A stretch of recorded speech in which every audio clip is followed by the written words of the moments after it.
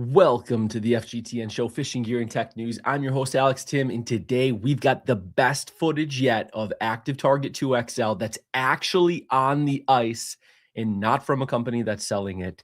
We have Mercury's new boost system we're going to talk a little bit about. They won an innovation award at the Miami Boat Show, and a new technique-specific shaker rod from 13 Fishing that's open water focused, a new 22-inch screen that you can use with all your electronics. And I'm actually excited about this. It's not super expensive, but the new Plano stowaway boxes are out. I've heard about these for about 6 months. They are now available. Plus, this weekend, we've got some ice fishing contests coming up in hot ice gear deals. If you're live or on the replay squad, tell me in the chat, what are you planning to go after on the ice this upcoming weekend? I haven't decided yet if I'm going to go do some fun fishing. Of course, I'll shoot a video or do one of these ice fishing contests. We will see at the end. Drop down in the chat and let me know. What's up, Trusty? Nice to see you here on our ice season here. Oh, your ice season's done already? Dang. Yeah, I was on the ice this last weekend and had almost 3 feet of ice on the lake that I was on, which was problematic because it was a super shallow lake. So there wasn't too much water underneath it, but yes, absolutely. All right, let's go ahead and jump in. First thing we're going to talk about is the ActiveTarget 2XL. This is the best video footage that I've found of it. And what's awesome is it's actually on the ice, which is absolutely fantastic. This is Latvia. So this is, I believe, Russian. Let me see. Latvian. Well, it must have been another video I was looking at. But anyways, it's in a different language. So you're probably not going to find it unless you're really searching hard like I did. But I want to show you a couple things that I think are pretty awesome. I'll click play here. I'll probably... Nu, mums tā trakā vētra ir pagājusi vakardienas. Nu, mēs jau kā normāli copmaņi, protams, uzreiz uz ledus. Šodien tā kā gribējās pacopēt, bet...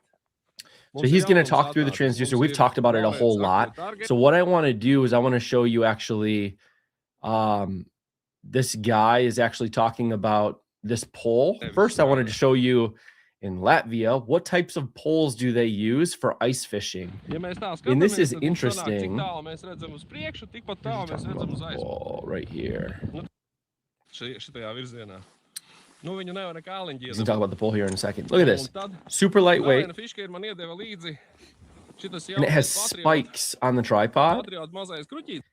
It's the new Patriot. The Patriot's little crutch is what they call it. Crutch is another way of saying tripod. But that's what it is. And then look at the handle on it. Interesting. And then the other thing that's interesting is the way they put the wire on the pole is they actually, looks like they wrap it at the bottom part and then they just leave it free at the top, which I think they'll zoom in on here in a second. Right there. So you see that taping that they have on there? That's what's keeping it to the pole, and then the rest of it, they just let be loose. Pretty interesting. Anyways, that's not what we're here to talk about. What I wanted to show you, because I think it's kind of interesting the way that everybody else does it in other countries, because I know here in the US and Canada, we're very, like, we know the handful of brands that have this stuff. Okay, so they're going to show us the screen. I'm going to mute it because it's probably not going to do us a whole ton of benefit anyways, because it's in a different language. So this is forward. In this video, they only show forward and they show scout mode. Forward mode, the nice thing about it is it actually is kind of like down mode as well, because it's 180 degrees below the water surface. So what we're seeing, this 0 point that my mouse is going over right now is actually where the transducer is. So you can see all the way up to the top. It's not a cone like this, like we're used to on the current ActiveTarget 2, Garmin Live Scope, and Humminbird Mega Live. It's not the 135 degree, I think is what it is today. This is 180, so it's going flat to flat underneath the whole water surface. But 0 is where the transducer is, and this is the forward mode here, looking out. We can see it goes about 5 degrees, 5 feet back, which he'll adjust here in a second. He's going through the different color patterns of what is possible in the unit. This is the new UI of Lowrance. So if you have a Lowrance and you haven't done the latest update, you'll get this UI on the right as well. But what I thought was really interesting about this footage is it's pretty good, but it doesn't look crazy, like that much better than Garmin Live Scope. And you can see here as he's playing around with the noise rejection, which he's doing right now. Here, let me zoom back. So he's done with the pallets. He's going through them. And in a second here, so I like that he likes the same one that I know a lot of us use, is the blue. So noise reject. So if you have it off, look at all the noise on the screen. Then you have low, medium, cleans it up, and high. Very, very similar in what I've seen in terms of how Garmin is going to operate. I think Garmin, you can get a little bit of a cleaner screen. This is an HDS 12 that he's using, and you can see all that noise in there. The color gain must be up pretty good as well, because you can see how hot those signatures are. And it's something to remember. He is in meters, not in feet. So when it looks like it's 4.5 units deep, that's 4.5 meters deep. So that's like 14 feet deep. And then as you're looking 5 feet out, I said wrong at the beginning, it's 5 meters out. So he's looking 21 meters out, so about 60 feet out. But you can see some fish, you can see some target separation. Again, to me, this does not look crazy, like that much of a big leap over the live scope footage that I've used and use. It honestly looks to me very similar to the ActiveTarget 2 and even the Eagle Eye. Of course, the Eagle Eye is a really narrow beam, but it just looks like it's a wider beam. Now, granted, we do know the actual technical specifications of this transducer is you do have the low end of the frequency goes a little bit lower. So it goes down to, I think, 550 megahertz versus 650. And it goes up to, I think it's 1350. So 1.35 kilohertz, 1350 megahertz versus 1250. So what that means is it should be able to give a little bit of a clearer image and have a little bit longer of a reach than even the ActiveTarget 2. But I would say ActiveTarget 2 was also already lagging behind the Live Scope Plus. And so the biggest benefit that we're going to get here is you have a full picture view. Like there's no cone. It's just the full thing when you're in this forward view and in the down view. So he's going to go into Scout next, which obviously this is not the right color pattern for it. He's going to change over to the second one, which I think is probably the best color pattern for it.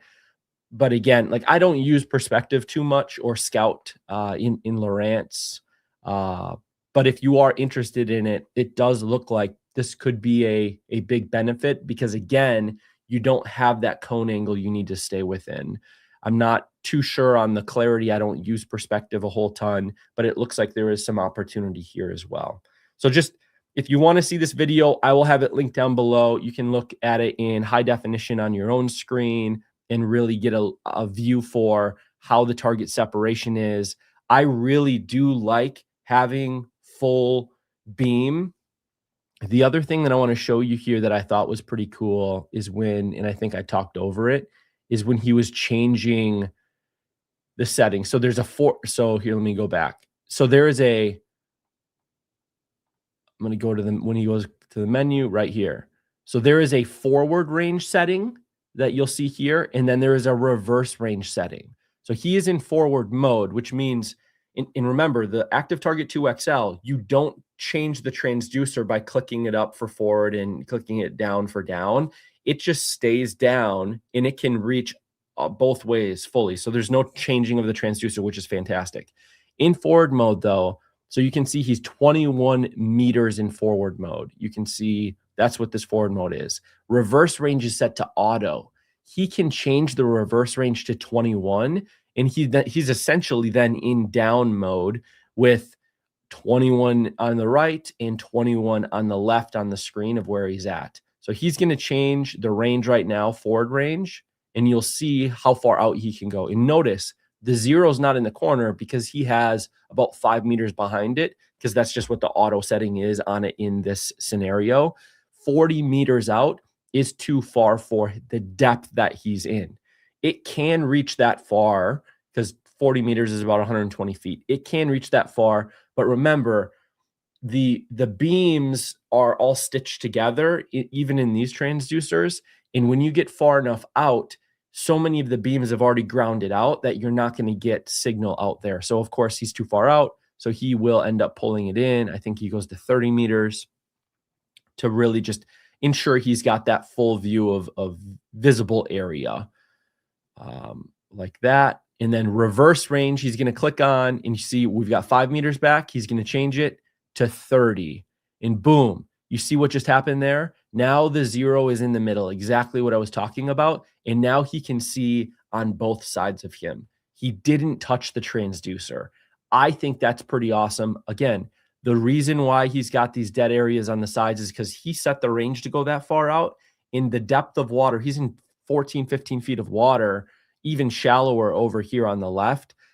That water, you can't get that far out. If he was in 30 feet of water, this would be no problem, and he'd have the full bottom there. So just a couple of things to think about, things to look at in this video, and why I got excited about it. One, I always like looking at the new polls that other countries and other people use. Two, I also like to see the target separation. This is a guy that is not selling these units. Obviously, he works with Lowrance. He got a demo unit. The name of this channel is Team Lowrance Latvia. So maybe he, I don't know, works really closely with them. But the fact that we can't hear his sales pitch, we're just seeing the footage, and it's live footage on the ice. I really appreciate this view. It makes me think about the people that are saying it's that much better than Garmin LiveScope, and also haven't shown us the side-by-side footage or haven't shown us real footage like this. Just really has me wondering what's taking them so long. And I think it's, my opinion is because they're really trying to dial it in and get the perfect footage. I've seen a lot of things in comparisons, even in pictures, that I don't believe are true. So this is really good footage for us to feel like if you have Garmin LiveScope Plus, I honestly don't think you're going to be missing out on too much based off of this. I still think I might get it just to do some on the water side-by-sides for y'all, including myself, because I like that stuff. But yeah, let me know, what do you think of it so far? Are you thinking it's pretty good? Is it more impressive than what you thought? What do you think of that 180-degree cone angle? Let me know down in the comments. And I'll link all this down in the comments. Is a pinned comment in the description. All these links as soon as the show is over. All right, popping on to the next topic here. Mercury Marine.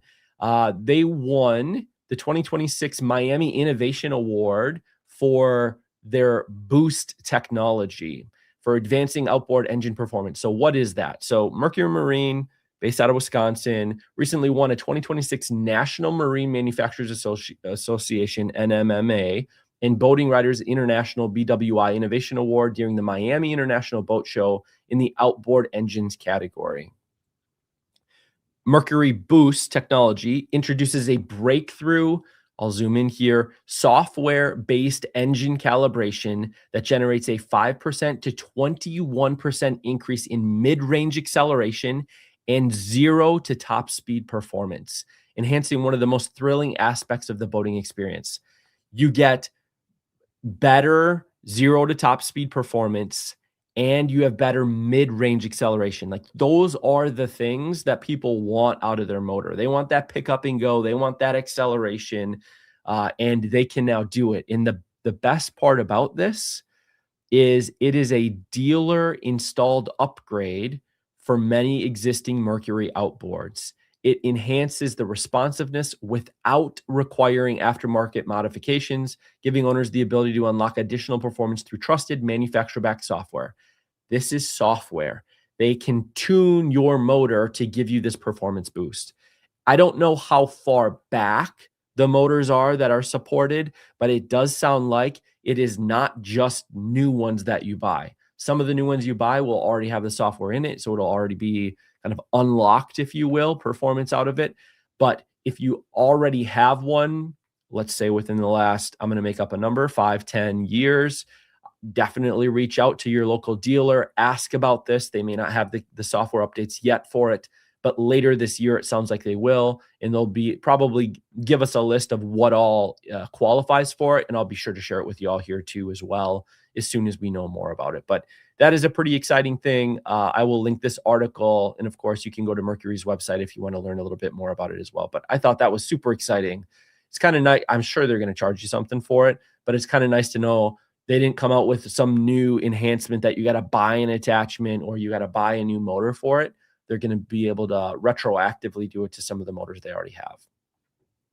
All right, next up is a new rod from 13 Fishing. Let me pop this tab up here. I'm going to mute this as well because it's probably got copywritten music on it, but it's the technique-specific shaker rod from 13 Fishing.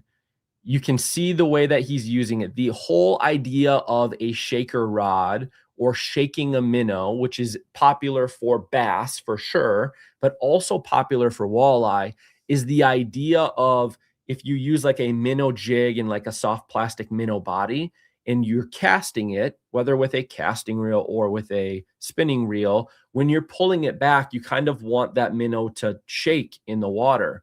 Well, these rods are designed in a way, which he's talking about here. These rods are designed in a way to give you that like floppy tip in first really third of the rod that you can see there. That's going to allow you to get that action really well, but then have a strong middle of the rod that's going to give you that backbone to fight. There are two different lengths that they've got. They've got the 7'2" and the 6'9". You've got the 7'2" is a medium light mag that's fast action. You can see 6 to 12 pound line in your lures there. This is for your bigger size minnows. And then you've got a 6'9" medium light fast 4 to 10 pound. This is going to be for your smaller minnow style bait presentations that you have. And there was one shot in this video that I thought was the money shot where he's showing how the rod flexes.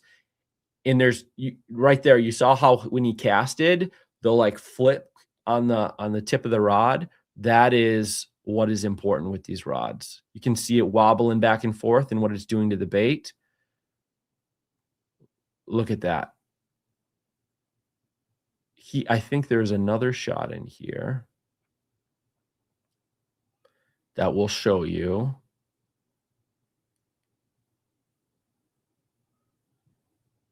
Yeah, I don't know if we missed it or whatnot, but you can see in the tip there all that action. Now, there's two different ways to use these rods. One is when you've cast it out and you're reeling in, you're kind of almost like jigging it a little bit, and it's like whipping, or you go side to side and it's going to whip back and forth. This rod is built for that. The other way, which I think is maybe one of the more popular ways, is you stand your rod up vertical so it's just standing straight up.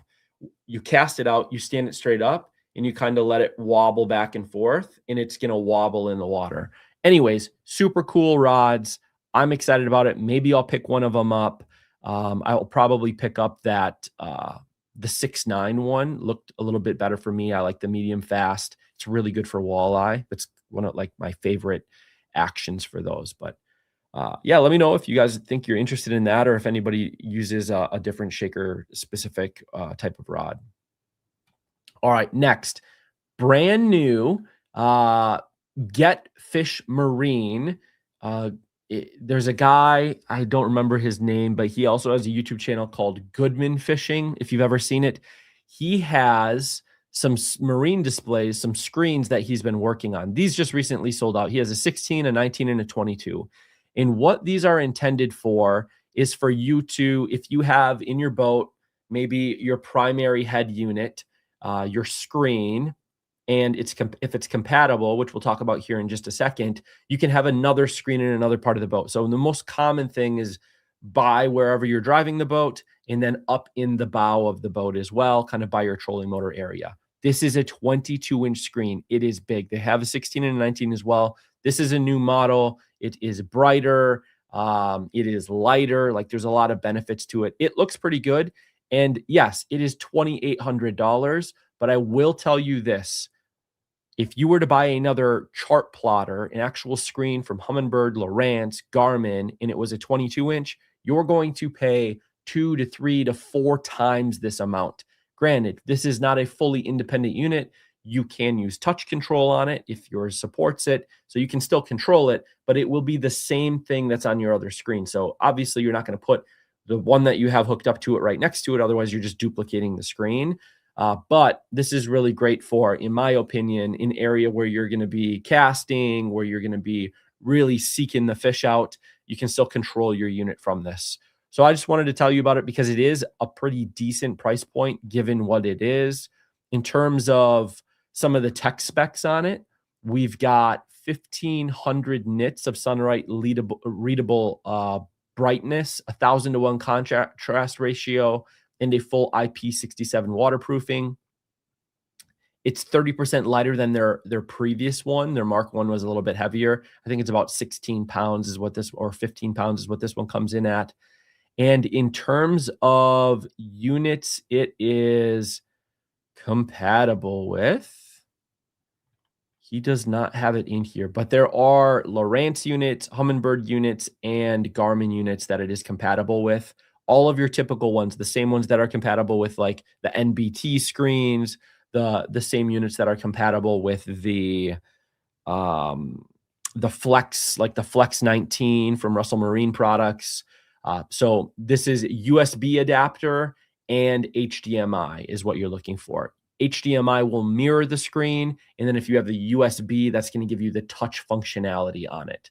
So it's a pretty sleek looking unit here. He's done a really nice job designing this, in my opinion.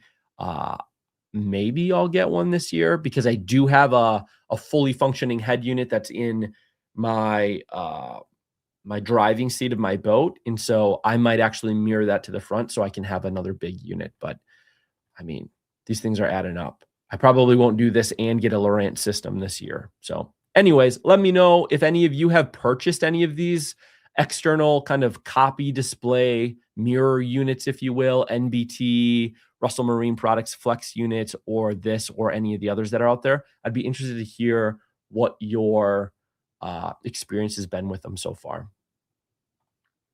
And I'll link it down below so you can check out what units are compatible with it. All right. Next, Plano has expanded its industry-leading stowaway utility box line with new models and configuration. So I'll show you some pictures on their website here in just a second, but they have some, like, the stowaway boxes are awesome, in my opinion. Now, granted, you've got the Plano, the higher end ones, the edge cases that they've got. You've got Busby tackle boxes. Like, you've got all these high end, really fancy ones. In my opinion, best bang for your buck in really quality boxes are the Plano stowaway. You can see the prices of these. Here's a Plano stowaway, 3,700 deep. This is a deeper box than a normal 3,700 size. This is new, $14.99 MSRP. And these things go on sale. So like, you could get this for $12 at times, maybe even down to 10 around the holidays. You've got the deep open. So they actually open the box up. So that way there's none of those rails in there. So if you actually want to use it as like a storage container, you can definitely do that. So they've got the stowaway 3,700 deep open, a waterproof one. So it's got that rubber gasketed seal, the open waterproof, which is the combination. And then they have, this one, the top one here must be waterproof. And this one must be, oh, this is the 3,600 deep they've got as well. Those will be available in February this month. They've got a 3,700 thin for $15. They have a 3,700 split and 3,600 split, $8.99 and $9.99. You can see how awesome these prices are. And then they have some 4-packs, some extra dividers and things like that. So let me flip over to their actual site and show you what some of these look like. So this is the This is the deep stowaway. So it's pretty self-explanatory. You can see it is just a deeper version of what they had previously. You've got all of the separators in here. What's great about it is you have all of these slots that you can put separators in or fully remove them. They've done a really nice job with these boxes. You've got a washable, erasable, or permanent marker friendly area here where you can write on it what's in the box if you want to. And you can see it does come with quite a few different separators. I think I don't know if it says how many of them come with it, but there is a bunch that come with it, 10 or 15 or something like that. And you can always buy more of the separators if you want to. So this is one of the new ones. And then they've also got, so that's the waterproof one, and then they have the non-waterproof one. The gasketed blue seal is the primary difference you're looking at, and then here's the dividers. The other one that I wanted to show you is the split. So this is what the split looks like. So it is your normal, like on maybe is that 2/3 of it is your normal way that you've seen these, and then it's an open spot on the right. So let me show you here. I think I have this in the thumbnail. You've got spots to put whatever you want in here, and then you have a bigger open spot. So if you wanted to put tools in here, some bigger packages that don't fit in between these kind of guide rails, you can do that now with this split box. And taking it one step further, it looks like they have I can't tell if that's a coating on the bottom or if that's just hard plastic. Can we see from one of these? It doesn't really show us. But anyways, pretty awesome design there. The other one is this guy. So this is a waterproof 3700 size, deep, open. The whole thing is open inside. These are fantastic, in my opinion, for on your boat, ice fishing, wherever you are, in the back of your truck. If you wanted to put tools in here, so you wanted to put a wrench in here, you wanted to put some pliers in here, you wanted to put some extra spark plugs in here, like a nice little toolbox that's compact, that closes down, it locks watertight. It's perfect for you to throw in that area that maybe even gets wet once in a while in your boat, and you don't need to worry about your things inside of it rusting or getting wet. Pretty awesome. That's how I'm gonna buy some of these and use them for that, but you can also use them for plastics, hooks, kind of the bigger stuff in here as well. So though that's what they've got, and you can see the prices on a lot of these things here are not too crazy, and especially if they go on sale in the future, you can save a little bit of money. I know a lot of the different shows and retailers at times of the year will put them on at least 20% off as well. One thing I wanted to circle back on from last week, I had the wrong, like I had the right screen up. I was showing you the change in the Lake Mille Lacs perch limit last week, and I showed you the news page, which was right. But then I was talking about the regulation page. This is the regulation page I was talking about. It is now updated. So on here, last week, yellow perch, this is the Lake Mille Lacs special fishing regulations page. It still said 10, even after they changed the limit. It is now updated to 5. I'm going to say maybe somebody from the DNR watched our stream last week and then updated it, probably given our stream a little too much credit there, but hey, you got to take credit for what you can. Called that out, and it is now updated. So this is now accurate. Don't think that there's still a discrepancy. It is now accurate. I know not everybody here's from Minnesota, so we'll keep going. What are some of the contests and fun things that are happening this upcoming weekend? So I just found out about this yesterday.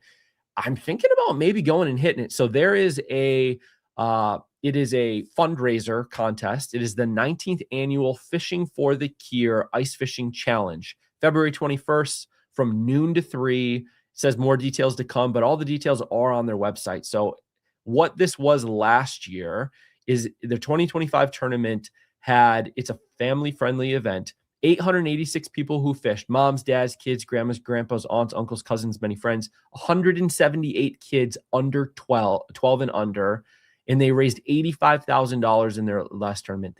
Prizes were awarded for the top 50 fish in 2 categories. These are decent prizes. I went and looked. We'll pull them up here in a second. So they have 2 categories. They have a large fish category, which is northern walleye and bass, and then they have a small fish category, which is crappie, perch, and sunfish. So the top 50 fish in terms of weight win a prize.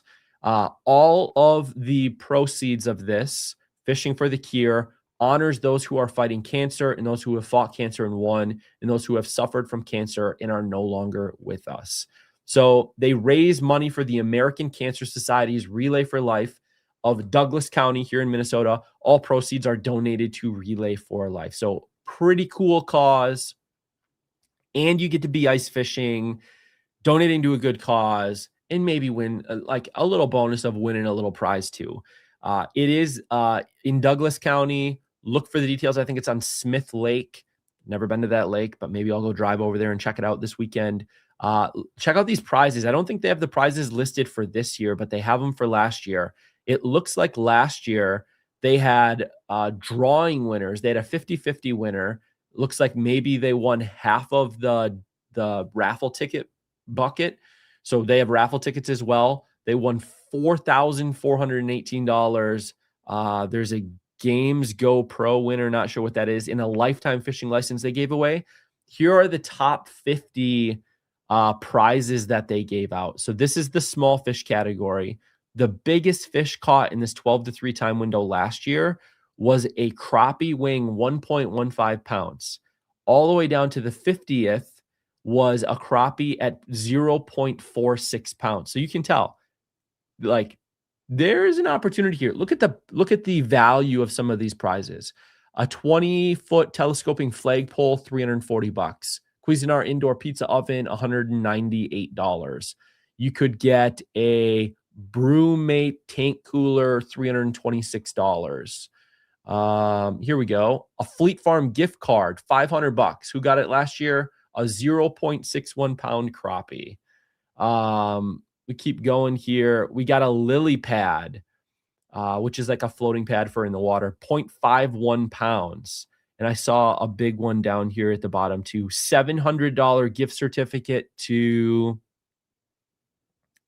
Shenanigans. Don't know where that is. $700 gift certificate for a 0.46 pound crappie. Check this out. In the big fish category, so this is northern walleye and bass. They didn't even get all 50 fish in there. So some of the prizes they didn't even give out, like a $652 access roll-up cover, or $125 Hampton free night stay, or a tabletop griddle. So like there's a ton of cool prizes here. Obviously, I think the coolest thing about it is it's for a really good cause. And I'm happy to hear they raised 85 grand last year. Hopefully putting it on here, some of you can go and join, and hopefully they can beat six figures this year. I think they'll have ways to donate and, of course, buy raffle tickets. Have some fun while you're there. Let me know down in the comments if any of you are going to go check this thing out. Maybe I'll swing on over as well. I think it'd be kind of cool. Maybe do a video if I do swing out there. Another thing coming up for those of you in Wisconsin, Battle on Bago is this weekend as well. It is a very big tournament that happens. I think maybe the biggest tournament in Wisconsin on Lake Winnebago. So it's Menominee Park in Oshkosh, Wisconsin is where you're gonna, it looks like, meet up, and it is Lake Winnebago for the tournament. If you want more details on it, check it out. I'll have it linked down below. This is the 19th annual tournament that is going to be happening. Next up, there is, I want to make sure this is good. Here we go. Hunters Point on Lake Mille Lacs. The perch party is this Saturday, 8 to 2. They do a lot of really fun things. Second annual onesie contest is a part of it. Adult and kid winner will be awarded. You wear like a onesie, and then I think people vote for it. It is all about fishing for perch and a ton of things here. I'll link their event pages on Facebook, so I'll have that link down below for you as well. Also, Striker is moving. They're moving their warehouse and their facility, I think, just a little ways away from where they currently are in Wisconsin over there. They're having a moving sale. This is in person only. So if you want to check out and get some great deals on Striker gear, I have no clue what they have left, but this is tomorrow and Friday, 10 to 5 and 10 to 6. Here's their address. They're moving, need to clear out their retail store. All existing floor merchandise must go because they don't want to move it. Great deals, one-of-a-kind buys, but quantities and sizes are limited, so get here early. So go check that out if you are interested. And in terms of other deals that are going right now, clam is still doing their end of season stuff. They've got deals that are happening all the time. One of the things I want to call out is the Ascent Float Parka. They've got, it looks like, quite a few sizes left of it, and they're $180 for the parka, $180 for the float bib, which is a pretty dang good deal. They've got a ton of other things on sale as well, but you can go and check them out down below. All right, just scrolling through chat here. Cowboy Jack is saying unsafe ice here. Dang, man, I am sorry. No ice in Nebraska now. You guys got to move north, man. Here in Minnesota, dude, like, I know we had some warm days here, and so like the shorelines are a little bit beat up, but dude, like we've got some ice still. Like we'll be fishing into probably April up here, be my guess. Iowa ice is sketchy now after the temps in the 60s plus wind last couple of days, 77% chance of rain to Thursday. It is supposed to rain this week, so it could turn not that great around the metro here, but I know people are still definitely getting out. Iowa River boats are out. I'm putting ice gear away after drying out. Good. Yeah, makes sense. So we will we'll definitely be talking about ice stuff here probably over the next month or so. For sure by the end of the month. I know like a lot of the game fish species, I looked it up for like the bigger, where all of you are from, because I can see data on what states people tune in from, including Ontario is one of the big viewer areas for the channel. And I looked in most of the states other than the Dakotas, which walleye doesn't, game fish really don't close. They kind of go year round. But the end of February, middle of March is really when a lot of the game fish end for ice season. And so that's when a lot of people pack up. So we're really about a couple of weeks to a month away from people kind of packing it in for ice season, typically is what we see. This is the last weekend in Minnesota to go out and go walleye fishing on the inland bodies of water. So make sure you're getting out there. And then we will start transitioning over to some more of the open water topics as well. Why am I up so early? I'm always up this early, believe it or not. I have to leave here in 5 minutes and go take my daughter to daycare. Funny now, you can get a 70-inch smart TV for like 300, but these 20. Yeah, a lot of people say that, and like I get it as well, but the technology is really different. It is intended to be beat up, right? Like on the road, on the rough water. They have to be IP67, like no TV is that, right? Unless you're looking at an outdoor TV, and then you're talking thousands of dollars. The other thing too is it needs to be sunlight readable. When, like, have you ever taken your TV and if the sun is glaring on it really bright, or had a TV outside, they don't work that well. These units are built in a way to be able to outshine the sun without overheating as well. And then you've got things like GPS built into them. You've got things like touch functionality built into them. So I get it, definitely, but there definitely are some pretty significant differences there. Off subject, but quick review of the Otter Resort Sleeper. Yeah, I've had a few people reach out to me about this. I need to do a video on it. I am a fan of it. I am keeping it. I am going to keep it into next year for sure. I like it. I've used it as a sleeper, and it works great for that because you can just fold it down flat and sleep on it. I'll do a review on it, but I'm a huge fan of it. I really do wish that they put the Pro fabric on it, though. I don't know why they didn't. Even if they wanted to charge $100 more for it, it's already crazy expensive anyways. They should have put the Pro fabric on it, the cover on it. And not for the reason you think, not because of the insulation. It's plenty warm, but because it would be absolutely amazing to have that back access door to get into the tub of your resort size tub, especially when you're out ice camping. I really wish they would have put that in, and I don't know why they didn't. That would have been awesome. Doesn't Russia have a cure for cancer? I have no clue. If they do, it would be nice to have it over here in North America as well. We have an ice tournament this coming weekend in Edwardsburg, Michigan, but I'm not sure the ice will be safe. Well, dang.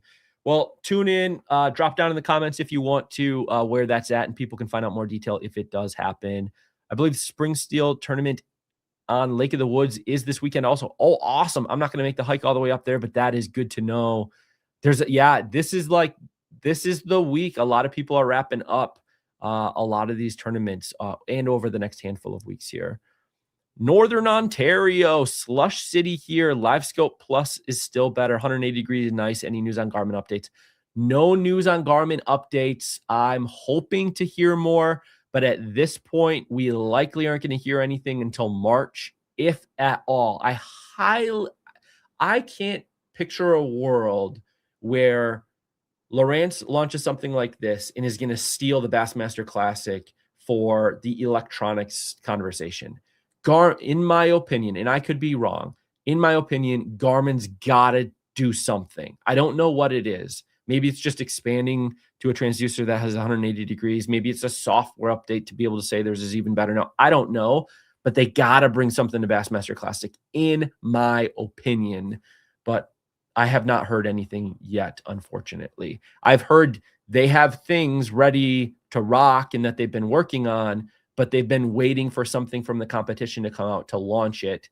And I'm hoping that's now, because I would love to have some new stuff from Garmin, because the LVS 34, obviously still incredible. I've got 2 of them that I use, but it would be, I think they're 3 years old now, 4 years old now. Fishing for ducks is this weekend on Mille Lacs too? Yes, you are right. I don't know how that didn't make my list. I was looking at it earlier. I must have accidentally closed that tab. I bought the Clam X600. That's a nice hub, and I absolutely love it. So much room for when I take my kids. Well worth the deal on the Clam's website too. Yeah, did you get the Ice Team version that has like the Aurora lighting, the 360 lighting?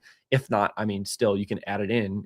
There's no big deal there, but yeah, dude, I've got the Ice Ops version of the X600 that I got. Was it last year or the year before? Anyways, thank you all for tuning in. Tight lines. Be safe this weekend out on there. It could be sketchy ice, or you may not have any at all. We will start transitioning over to open water content and mixing it in, kind of like what we did with that, the shaker style rod. We will, and the Mercury stuff. So more and more to come. Let me know down in the comments, what do you want to know as we kind of lean into open water? Is it the same stuff just for open water? Are there some new topics you want to get into? Drop it down in the chat. Take it easy. Hope you all have a great day. Until next time, tight lines.